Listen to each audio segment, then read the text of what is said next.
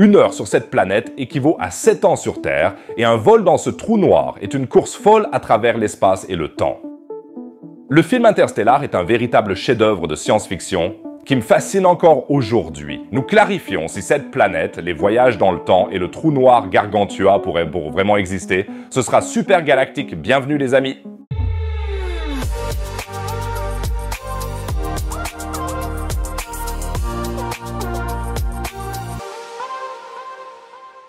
Le film Interstellar de Christopher Nolan a placé la barre très haut en matière de films de science-fiction scientifiquement fondés. Si tu es aussi fasciné que moi par la combinaison de la science et de la fiction, abonne-toi directement à la chaîne. L'abonnement est totalement gratuit, tu ne manqueras plus jamais une vidéo passionnante et tu m'aideras énormément. Merci les gars. Écris-moi directement quel est ton film de science-fiction préféré. J'ai vraiment besoin de nouveaux conseils sur les films et je suis donc très impatient. Pour moi, c'est définitivement Interstellar. Avec ses représentations de trous de verre, de trous noirs et de dilatation du temps, ce film a fait sensation et était si bon qu'il est encore analysé aujourd'hui. Mais à quel point ces représentations sont-elles vraiment exactes? Et qu'en est-il des bases scientifiques d'autres franchises de science-fiction populaires? Aujourd'hui, nous nous penchons sur l'une des icônes les plus connues des films de science-fiction et clarifions à quel point tout cela est scientifiquement correct. Il faut absolument rester jusqu'à la fin, car nous parlerons alors, et ce n'est pas une blague, de l'aspect scientifique d'Alf. Je m'en réjouis d'avance, mais commençons par une analyse détaillée d'Interstellar et découvrons si nous pouvons vraiment voyager ainsi dans l'espace et le temps. Interstellar a réussi comme aucun autre film à présenter le thème du voyage dans le temps de manière assez précise. Le scénario a été rédigé par des scientifiques de renom, comme Kip Thorne, chercheur sur les trous de verre, et l'intention de rester relativement proche des faits scientifiques est clairement visible dans le film. C'est pourquoi Interstellar est mon film de science-fiction préféré. L'histoire du film est à la suivante, et je pense que je ne dois pas avoir de scrupules à spoiler un film vieux de 10 ans, la Terre n'est plus vraiment habitable pour des raisons mystérieuses, et l'humanité doit trouver une nouvelle planète pour survivre. Le protagoniste Cooper et sa fille perçoivent des signaux très mystérieux dans leur maison, qui apparaissent comme par magie et leur donnent entre autres les coordonnées du siège de la NASA. Ils s'y rendent et Cooper devient rapidement partie prenante d'une mission spatiale pour sauver l'humanité car de manière pratique, un trou de verre apparaît dans le système solaire et mène à un système relativement prometteur. Il y a là quelques planètes qui pourraient être potentiellement habitables. Le hic, c'est que les planètes se déplacent autour d'un trou noir qui porte le joli nom de Gargantua. Cooper réussit finalement à retourner dans notre système solaire à travers ce même trou noir, mais plusieurs années dans le futur. Il s'avère que c'est lui qui, depuis le début, a pu communiquer avec sa fille dans le passé grâce à la courbure gravitationnelle du trou noir. C'est donc lui qui a provoqué les mystérieux signaux dans la maison qui les ont d'abord conduits à la NASA. Commençons par le système du trou noir. Est-ce que c'est réaliste? Un système dans lequel il n'y a pas d'étoiles, mais un trou noir, et dans lequel les planètes peuvent orbiter autour de ce trou noir sans être englouties? Absolument, car il y a un grand malentendu concernant les trous noirs. Beaucoup de gens voient en eux les monstres voraces de l'espace, alors qu'ils sont en fait totalement incompris. En réalité, les trous noirs ont simplement besoin d'un peu d'amour. Tout va bien. Dans une certaine zone, les trous noirs ont une gravité suffisamment forte pour former un horizon d'événements, c'est-à-dire une limite au-delà de laquelle la vitesse de la lumière n'est même plus suffisante pour échapper à la gravitation. En règle générale, les trous noirs sont effectivement très lourds, comme on se l'imagine dans le cliché. Par exemple, le trou noir Sagittarius A étoile au centre de notre galaxie possède 4,3 millions de masses solaires. Le trou noir le plus lourd connu, Ton 618 pèse même 66 milliards de masses solaires. Mais en théorie, il est également possible d'imaginer des trous noirs super légers. On pourrait même dire que tout peut devenir un trou noir, même moi. Il suffit qu'un objet soit tellement comprimé que la gravité forme un horizon des événements dans une certaine zone. Plus l'objet est léger, plus il doit être condensé. Par exemple, si l'on voulait transformer le Soleil en trou noir, il faudrait le comprimer à 3 km. La Terre devrait être comprimée à 8,7 mm.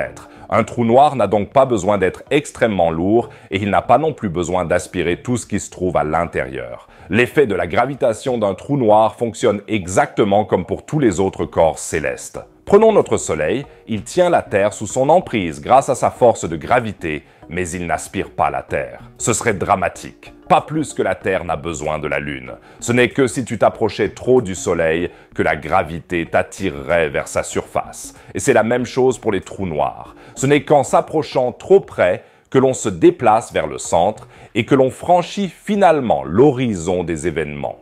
La seule différence entre les corps célestes normaux et les trous noirs est simplement que la gravité est si forte dans une certaine zone que la lumière ne peut plus s'échapper. Cela signifie qu'il est tout à fait possible que dans un système, des planètes forment une orbite stable autour d'un trou noir. Et pour de telles planètes, il existe déjà un nom officiel, Blanet, un mot valise composé de trous noirs et de planètes. Interstellar était donc en avance sur la science, car lorsque le film a été réalisé, le terme Blanet n'existait pas encore. Jusqu'à présent, aucun Blanet n'a été découvert dans notre galaxie. Mais j'ai bon espoir que cela changera bientôt, car il est même relativement probable que des Blanets se forment autour d'un trou noir. Dans le disque d'accrétion qui entoure de nombreux trous noirs, c'est-à-dire une énorme accumulation de gaz et de matière solide, il y a suffisamment de matière pour former des planètes. Et même si un tel Blanet avait une orbite fixe autour d'un trou noir, cela ne signifie pas que la forte gravitation ne se ferait pas sentir. Et cela nous amène au deuxième grand thème d'Interstellar, le voyage dans le temps. Lorsque l'équipage atterrit sur l'un des Blanets appelé Miller's Planet en orbite autour de Gargantua, il fait l'expérience de la relativité du temps dans sa propre chair. 1 heure sur la planète Miller équivaut à 7 ans sur la Terre. C'est exactement le même effet que celui que tu ressens lorsque des proches te forcent à écouter pendant 1 heure les histoires de ton oncle fou. What a name right now. But what we just saw, we just left pleasure. For paradise. Le signal d'atterrir sur la planète a été donné à l'équipe par le Dr Miller qui avait repéré la planète. En fait, des années avant l'action du film.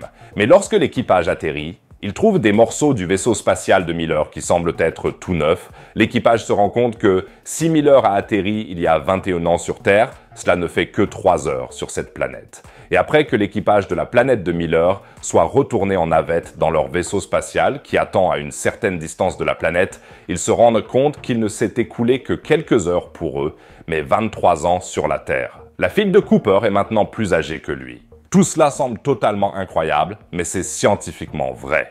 Albert Einstein avait déjà découvert que l'espace et le temps sont indissociables. Une masse extrême comme celle de Gargantua ne courbe pas seulement l'espace, mais aussi le temps. Sous cette influence gravitationnelle massive, le temps passe très différemment sur la planète Miller que sur la Terre, qui n'est pas soumise à une telle influence. C'est difficile à imaginer pour nous, car nous ne pouvons pas voir le temps. Mais cela ne change rien au fait qu'il est présent partout en tant que dimension.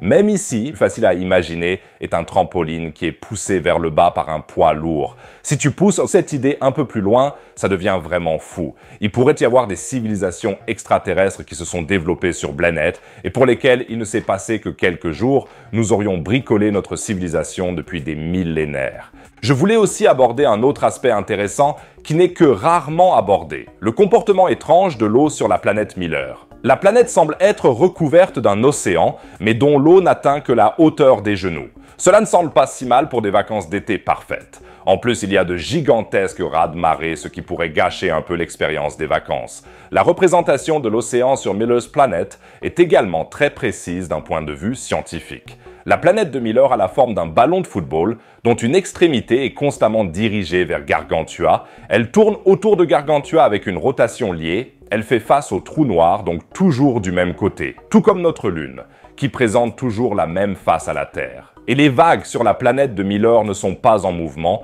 et s'approchent de l'observateur, mais c'est plutôt la planète elle-même qui tourne sous l'observateur et les vagues sont fixes et finissent par s'écraser. Et c'est grâce à ces vagues fixes qui se forment par la rotation liée que l'on peut expliquer l'eau qui arrive par ailleurs jusqu'aux genoux. Car une grande partie de l'eau de la planète est liée de manière permanente à ces vagues qui ne se dissolvent pas. Et c'est pourquoi le reste de la planète n'est recouvert que d'eau peu profonde. Je trouve que de nombreuses vidéos n'accordent pas assez d'importance à cet aspect, car nous avons ici la seule représentation correcte que je connaisse dans un film d'une planète d'eau liée à la gravité autour d'un trou noir. D'accord ?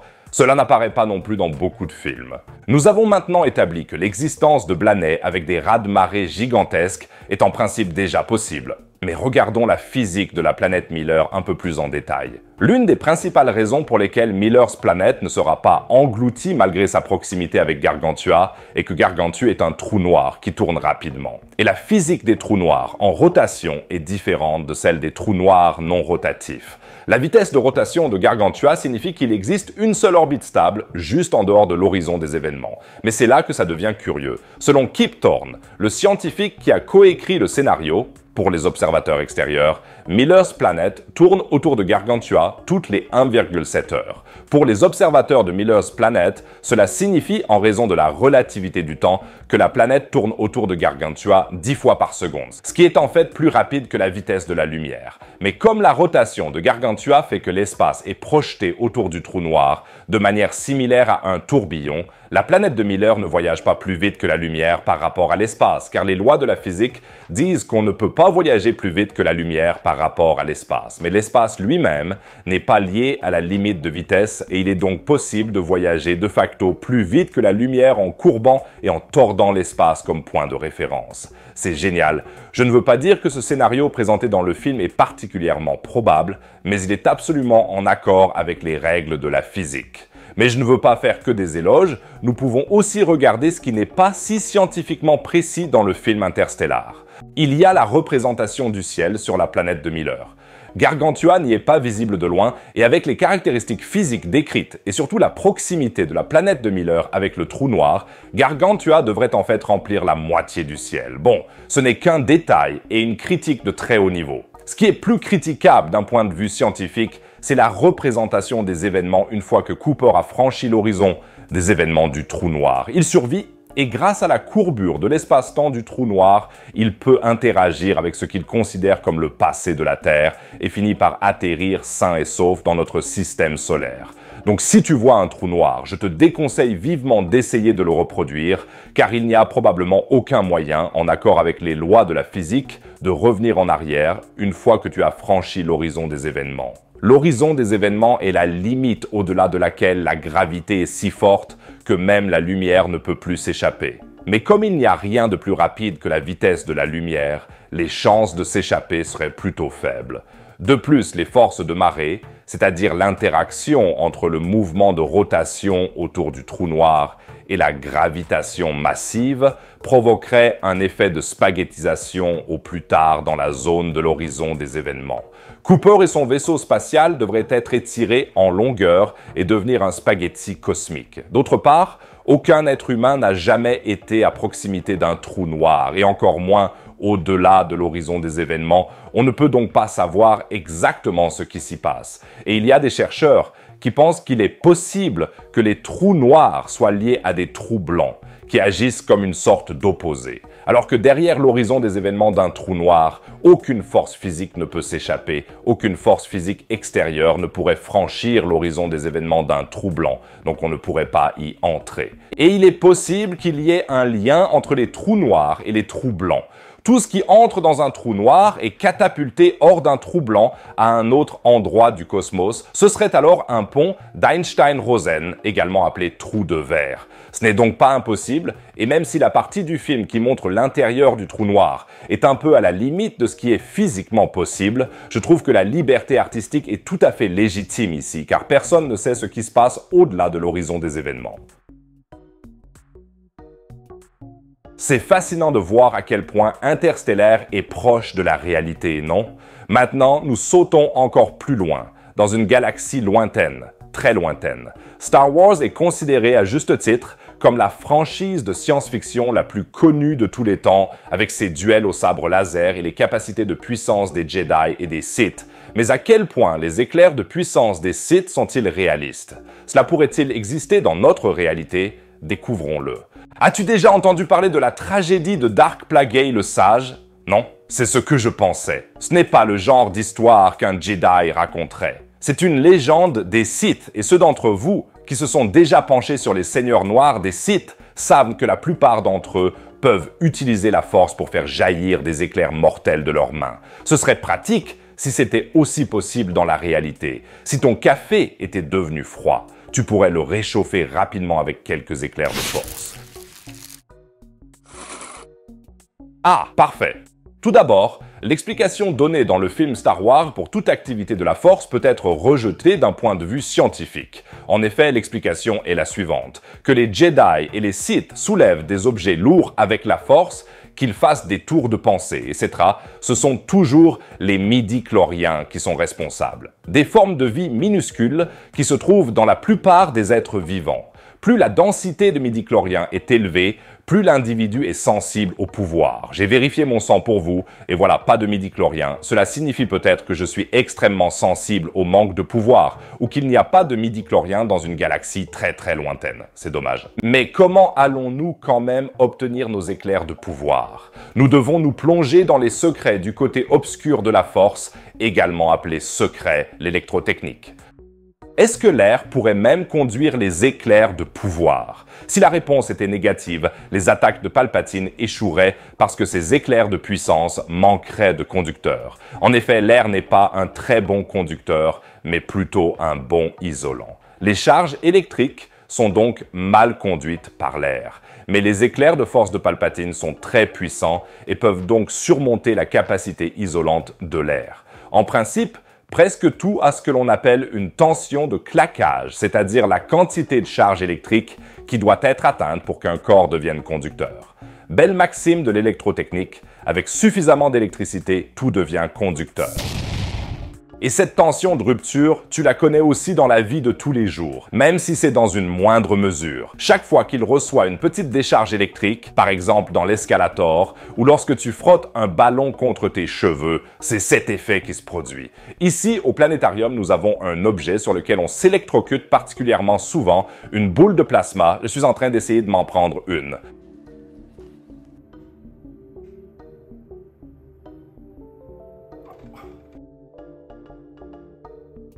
Aouah! Que s'est-il passé ici? La surface de mon corps avait une charge plus négative que la boule de plasma et cette inégalité entre la charge négative et la charge positive veut s'équilibrer. Si elle est suffisamment forte, cette compensation peut se faire par une petite charge électrique, même si entre moi et la boule de plasma se trouvait le mauvais conducteur qu'est l'air. Si l'inégalité de charge est suffisamment grande, nous atteindrons la tension de claquage. Et si j'y parviens avec ma boule de plasma, c'est évidemment un jeu d'enfant pour un puissant seigneur Sith comme Palpatine. D'un autre côté, les éclairs de force de Palpatine sont un peu plus puissants que ma petite décharge électrique. Alors comment pourrait-il y arriver? Le mot magique est avalanche d'électrons. Pour comprendre cela, nous devons nous placer au niveau des atomes. Lorsque Palpatine tire de l'électricité de ses doigts, il projette dans l'espace une multitude d'électrons, des particules élémentaires chargées négativement. Ces électrons rencontrent les atomes, et lorsque les électrons rencontrent les atomes, ils peuvent les ioniser, c'est-à-dire les énergiser. Lors de l'ionisation, les électrons sont arrachés d'un atome, et si ensuite un atome perd un électron chargé négativement, il devient un ion chargé positivement. Cela semble compliqué, mais tu connais tous l'effet de l'ionisation. Par exemple, grâce aux aurores boréales. Les couches supérieures de l'atmosphère terrestre sont ionisées par le rayonnement solaire à haute énergie et commencent alors à briller dans les plus belles couleurs. D'ailleurs, notre boule de plasma, qui m'a méchamment électrocuté, est aussi un bel exemple d'ionisation. La boule contient certains gaz et ceux-ci sont ionisés lorsque le courant est activé. Lorsque l'on touche la boule, il se produit des distorsions de la décharge à l'intérieur de la lampe. Et dans le cas d'une avalanche d'électrons, nous avons justement un effet d'amplification de cette ionisation. De plus en plus d'électrons sont arrachés des atomes et rencontrent de plus en plus de nouveaux atomes qu'ils ionisent, jusqu'à ce qu'une avalanche d'ionisation se produise et que l'écume des Jedi soit complètement grillée. Oh désolé, mes émotions négatives se sont emportées avec moi. Let the hate flow through you. Bon, jusqu'à présent, nous restons dans le cadre de la science. Si les éclairs de force peuvent être provoqués par l'ionisation et le déclenchement d'avalanches d'électrons, cela signifie que les Sith peuvent contrôler les électrons autour d'eux à leur guise pour créer des déséquilibres de charge. En d'autres termes, ils peuvent créer à volonté la même situation que celle qui se produit lors d'un orage. Une inégalité de charge entre les couches de nuages chargées négativement et la zone chargée positivement sous les nuages qui est ensuite neutralisée par un éclair. Bon, je ne vais pas me faire foudroyer une nouvelle fois. Et comment contrôler les électrons individuels par pure volonté afin de pouvoir tirer à tout moment une compensation de tension sous la forme d'un éclair de puissance? C'est là que la science nous quitte, je le crains. En fait, cela ne peut s'expliquer que par la force. Apparemment, Palpatine doit faire transpirer ses midi-chloriens pour que cela soit possible. Mais cela nous amène à une autre question. Si Palpatine semble utiliser sa propre énergie physique pour manipuler les électrons, où trouve-t-il cette énergie? Après tout, les midi-chloriens sont dans son corps. Tu as sûrement déjà entendu parler de la loi de conservation de l'énergie. Il dit que dans un système fermé et sans friction, l'énergie totale reste toujours la même. Si Palpatine libère une énergie extrême avec ses éclairs, il doit trouver cette énergie d'une manière ou d'une autre dans son corps. Car pour autant que nous sachions, les Jedi et les Sith n'utilisent pas d'appareil externe pour leur capacité de puissance, mais seulement leur corps. Et la source d'énergie de notre corps est, oui, la nourriture. Enfin, une bonne transition pour manger quelque chose dans une de mes vidéos. Combien et quoi Palpatine devrait-il consommer pour obtenir suffisamment d'énergie pour sa manipulation obscure des électrons? Supposons que les éclairs de puissance de Palpatine soient comparables à la foudre moyenne sur la Terre. Il n'en faudrait même pas autant pour tuer un être humain, mais pour un seigneur Sith, il devrait être facile de rivaliser avec un coup de foudre ordinaire. L'unité de base de l'intensité électrique est l'ampère, et un éclair moyen a une intensité d'environ 30 000 ampères. Converti en joules, l'unité de mesure de l'énergie, cela correspondrait à 500 mégajoules. Maintenant, nous pouvons facilement calculer la quantité de nourriture qu'il faudrait consommer pour cela, car les joules se convertissent en calories. Palpatine devrait donc consommer autant de calories à la cantine de l'étoile de la mort pour atteindre 500 mégajoules. Un Big Mac, l'unité de calcul la plus importante des mathématiques, contient 500 kilocalories, soit 500 000 calories. Il faut toujours faire attention, car on parle souvent de calories dans les aliments, mais il s'agit en fait de kilocalories. Faisons le calcul. Palpatine devrait manger environ 240 Big Mac au petit déjeuner pour lancer un éclair Mac sur Luke d'une intensité équivalente à celle d'un éclair moyen lors d'un orage. 240 Big Mac, ça va, je ne peux pas le faire en un jour, mais en une semaine. Facile.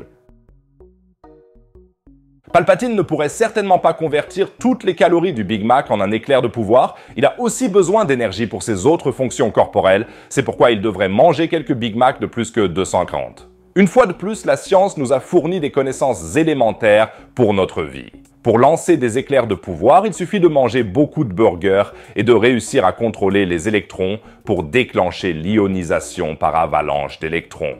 Vive la science! De la puissance des Sith, nous passons maintenant à l'une des espèces extraterrestres les plus emblématiques de l'histoire du cinéma. Les xénomorphes de la série Alien sont de véritables survivants avec une biologie aussi fascinante qu'effrayante. Ces aliens, et surtout leurs crachats d'acide, fonctionnent-ils d'un point de vue scientifique? Plongeons dans le monde de ces méchants extraterrestres. On ne voudrait pas rencontrer un tel xénomorphe la nuit. Les méchants monstres extraterrestres de la série Alien sont des chasseurs mortels, utilisent leurs victimes comme hôtes pour leurs œufs, possèdent une mâchoire dentée et ont un sang acide.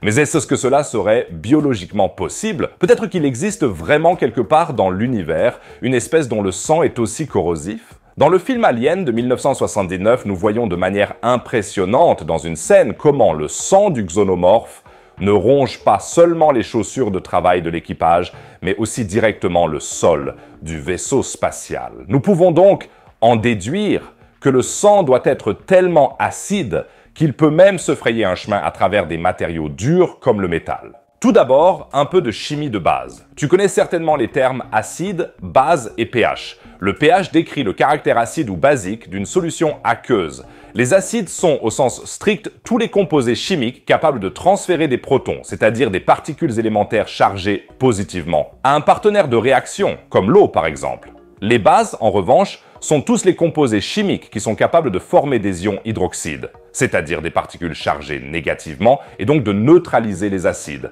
Les acides diminuent le pH d'un liquide, les bases augmentent le pH. Même si tu échoues au test de chimie, tu comprendras immédiatement que le sang du xénomorphe doit être plutôt acide que basique. Avec un pH de 7, un liquide est neutre. Le sang humain est presque entièrement composé d'eau et a donc un pH de 7,3, ce qui le rend agréablement neutre, de sorte que tu ne peux heureusement pas attaquer les gens avec ton propre sang. Donc tu pourrais, mais cela ne servirait pas à grand chose, à part des regards très étranges des passants et une plainte pénale. Si le pH de ton sang se rapproche un tant soit peu du spectre de l'acidité, il s'agit d'une maladie grave appelée acidose. Il n'y a donc aucune chance pour que tu deviennes un xénomorphe. Pour d'autres espèces, la situation est différente. Certains reptiles modifient le pH de leur sang en fonction de la température et peuvent même survivre à un pH sanguin de 6, c'est-à-dire très acide. Mais même un pH de 6 est loin de fondre à travers le plafond du vaisseau spatial.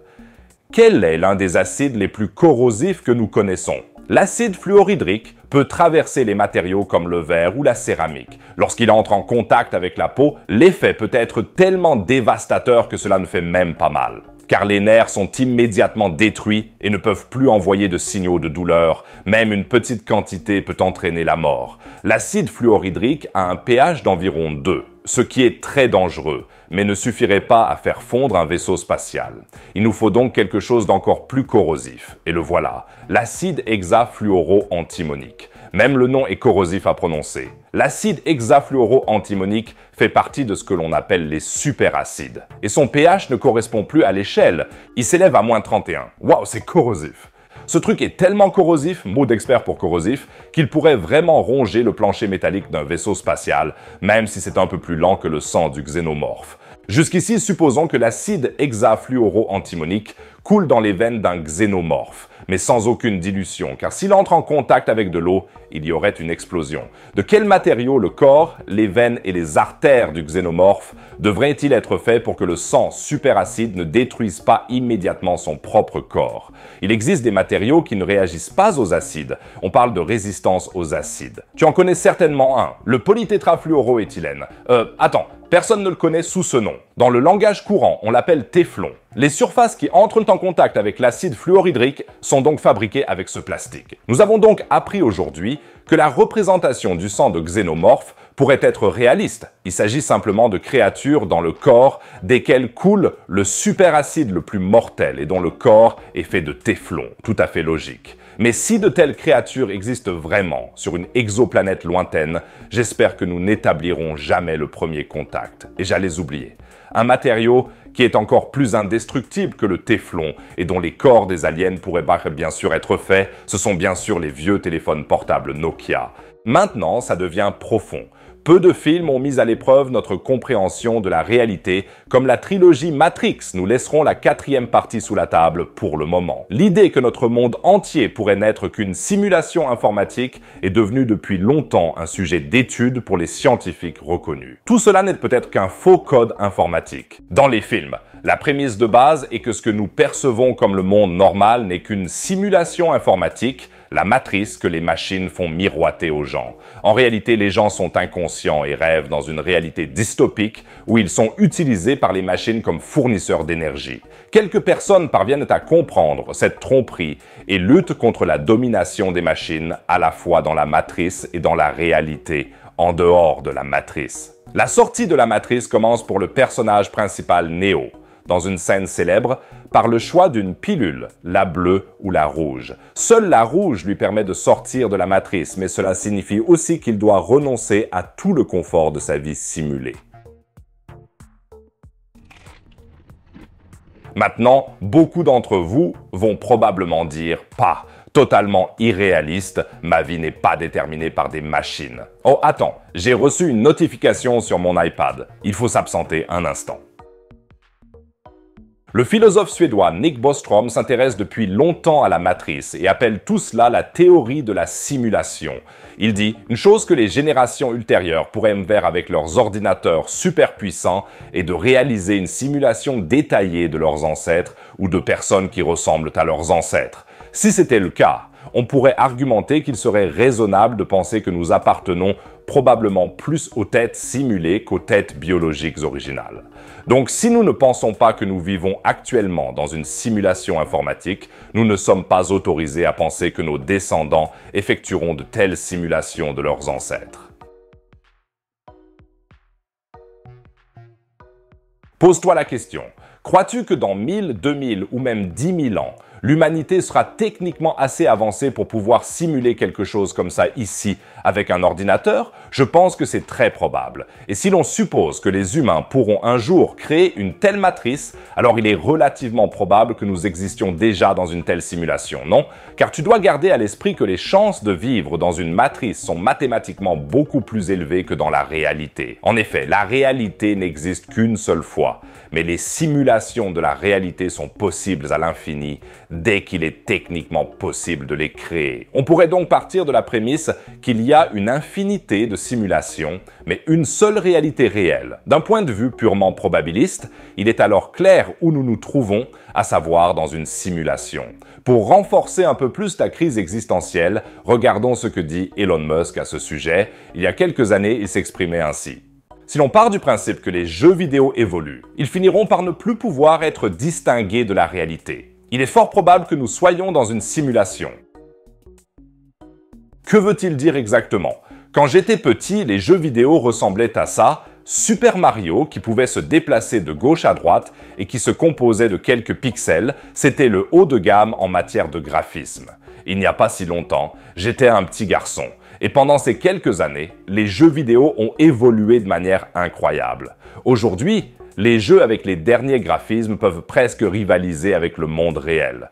Pour simuler notre réalité complète dans un jeu informatique, il manque bien sûr encore des possibilités techniques, mais si les jeux informatiques continuent à se développer, il y a en principe peu de doute sur le fait que peut-être dans quelques siècles ou même millénaires, on pourra programmer des jeux dans lesquels les personnages du jeu auront une conscience. Un peu comme les Sims, sauf que les Sims sont vraiment des êtres sensibles et qu'ils souffriront des mauvaises décisions que tu prendras pour eux.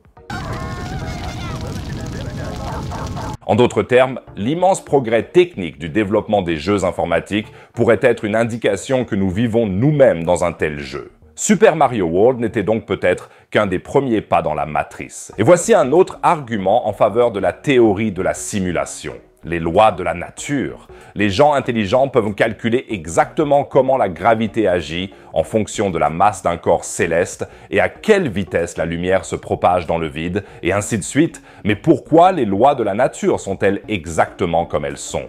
Par exemple, pourquoi la vitesse de la lumière est-elle la vitesse maximale? Pourquoi la masse de la Terre produit-elle la gravité qu'elle produit? Pourquoi les atomes ont-ils des propriétés spécifiques? Peut-être que les lois de la nature sont le code de programmation de notre réalité. Super Mario ne peut sauter aussi haut que les programmeurs le lui permettent, et la lumière ne peut se déplacer qu'aussi vite que le code de notre simulation le permet. Ce sont des indices qui montrent que la réalité peut être simulée, mais pas de preuves tangibles. Pour ma part, je ne mettrai pas ma main à couper que nous sommes réels ou que nous sommes simulés. Je dirais que je suis complètement agnostique à ce sujet. Je voudrais encore évoquer un développement qui me rappelle particulièrement le thème de la matrice, le métaverse. Des entreprises comme Facebook, dont la société mère s'est même rebaptisée Meta, veulent transférer une bonne partie de notre vie dans la réalité virtuelle, dans le métaverse. On devrait pouvoir y vivre numériquement, participer à des réunions avec un avatar numérique, rencontrer des amis et surtout acquérir des biens numériques.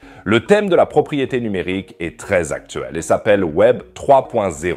Alors que l'Internet initial, le Web 1.0 permettait aux utilisateurs de consommer des contenus étrangers, à partir du Web 2.0, il était possible de créer soi-même des contenus en tant que blogueur ou dans les médias sociaux. Et dans le Web 3.0, il y a maintenant une composante de propriété. Je peux non seulement lire ou écrire du contenu, mais aussi posséder du contenu purement numérique, comme des jetons non fongibles, ou NFT, c'est-à-dire en principe du contenu numérique qui a été immortalisé sur une chaîne de blocs et qui est ainsi devenu une pièce numérique unique. Je pourrais par exemple immortaliser cette vidéo sur une blockchain et la vendre ensuite très cher comme NFC. Je pense que c'est ce que je vais faire. Pour faire court, Metaverse et Web 3.0 ne sont rien d'autre que des étapes vers une matrice. Si un jour je vais au travail avec mon avatar dans le Metaverse, que je dois saluer Mark Zuckerberg tous les jours et que ma maison existe de manière purement numérique sur une blockchain, alors je vis en principe dans une matrice, non? Et si la réalité est ici aussi une simulation,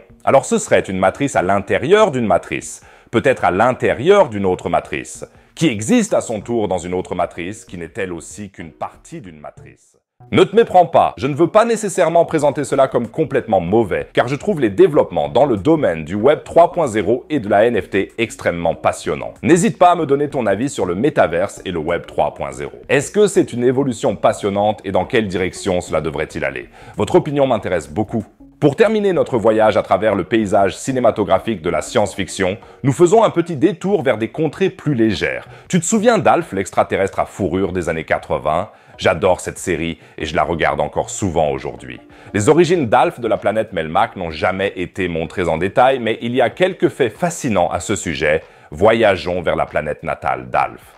C'est probablement l'extraterrestre le plus attachant de l'histoire de la télévision. Alf. En 102 épisodes, nous apprenons beaucoup sur la vie de l'amoureux des chats de la famille Tanner. Mais Alf parle aussi régulièrement de la vie sur sa planète natale Melmac. Dans cette vidéo, j'ai rassemblé pour toi 5 faits passionnants sur cette planète. Pour commencer, Melmac semble vraiment être un monde étrange, car il n'y a pas que sa forme qui est un peu bizarre. Fait 1, Melmac a explosé. La planète d'origine d'Alf, selon ses propres dires, ressemblait relativement à la Terre, même si elle était un peu informe. Il n'existe qu'une seule image de Melmac sur laquelle on peut voir ses 2 lunes. Malheureusement, en 1985 du calendrier terrestre, Melmac a explosé. L'origine de cette explosion est très controversée. Alors que certains pensent qu'une guerre nucléaire en est la cause, Alf affirme fermement que c'est parce que tous les habitants ont allumé leur sèche-cheveux en même temps par erreur. Fait 2, Melmac était composé de Melmac. Selon Alf, Melmac n'était pas composé de terre et d'eau, mais de Melmac. Malheureusement, on ne sait pas exactement de quoi il s'agit. Nous savons seulement que sur Melmac, le ciel était vert et l'herbe bleue. De plus, Melmac était en orbite autour d'une étoile violette. Mais il est possible que les particularités de la substance Melmac soient responsables de la curieuse déformation de la planète. Fait 3. Melmac possédait de nombreuses lois curieuses. Les habitants vivaient dans une société avec tout un tas de lois étranges. Alf en mentionne quelques-unes au fil du temps.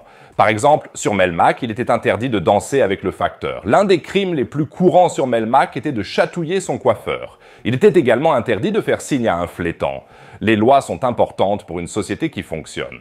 Fait 4. Des espèces étranges habitaient Melmac. L'espèce à laquelle appartenait Alf n'était pas la seule à vivre sur Melmac. Avant cela, des dinosaures géants dominèrent la planète. Mais ils ne sont pas comparables aux dinosaures de la Terre car ils étaient un mélange de dinosaures et de vendeurs d'assurance, appelés salesman dinosaures. De plus, Melmac était autrefois envahi par des pins vivants. Ceux-ci sont apparus lorsqu'un boulanger a utilisé de la levure radioactive. Heureusement, les pins vivants ont été vaincus. Fait 5, le calendrier de Melmac était similaire à celui de la Terre. Melmac avait besoin de 386 jours pour faire le tour de son étoile violette. L'année était divisée en 12 mois, comme sur Terre, qui portaient les noms suivants: Arbel, Tarbel, Goruf, Kilmerl, Oring, Barp, Twangle, Fanfan, Natanganger, Anerva et Fible.